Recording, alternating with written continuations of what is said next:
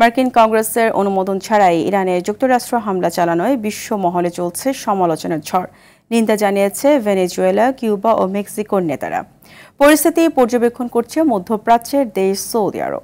এদিকে যুক্তরাষ্ট্রের হামলায় উদ্বেগ প্রকাশ করেছেন জাতিসংঘের মহাসচিব অ্যান্তোনিও গুতেরেসও।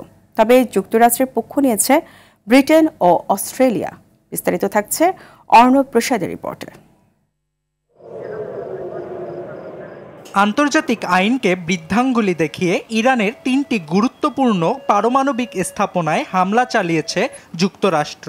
হামলা সফল হয়েছে বলে মার্কিন প্রেসিডেন্ট ডোনাল্ড ট্রাম্প ও ইসরায়েলের প্রধানমন্ত্রী বেনিয়ামিন নেতানিয়াহু উচ্ছ্বাস প্রকাশ করলেও নিন্দা জানিয়েছে অনেক দেশ।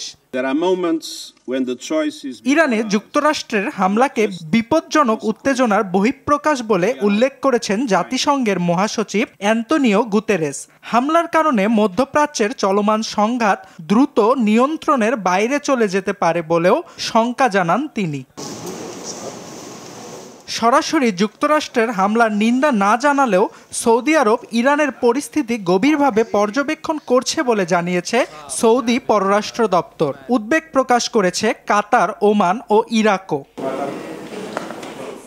এদিকে যুক্তরাষ্ট্রের হামলার নিন্দা জানিয়ে দ্রুত সংঘাত বন্ধের আহ্বান জানিয়েছেন ভেনেজুয়েলার পররাষ্ট্রমন্ত্রী ইভান গিল। নিন্দা জানিয়েছেন কিউবার প্রেসিডেন্ট মিগুয়েল ডিয়াজ।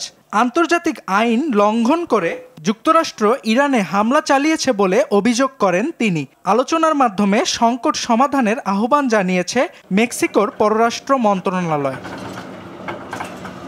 তবে বিরাজমান পরিস্থিতিতে যুক্তরাষ্ট্রের পক্ষ নিয়েছে ব্রিটেন ও অস্ট্রেলিয়া। ইরানের পারমাণবিক হুমকি প্রশমনের জন্যই যুক্তরাষ্ট্র হামলা চালিয়েছে বলে জানান যুক্তরাজ্যের প্রধানমন্ত্রী কিয়ার স্টারমার। পাশাপাশি স্টারমার দেশটিকে আলোচনার টেবিলে বসার অনুরোধ জানান। এদিকে ইরানের পরমাণু কার্যক্রম আন্তর্জাতিক নিরাপত্তার জন্য হুমকি স্বরূপ বলে উল্লেখ করেছে অস্ট্রেলিয়া।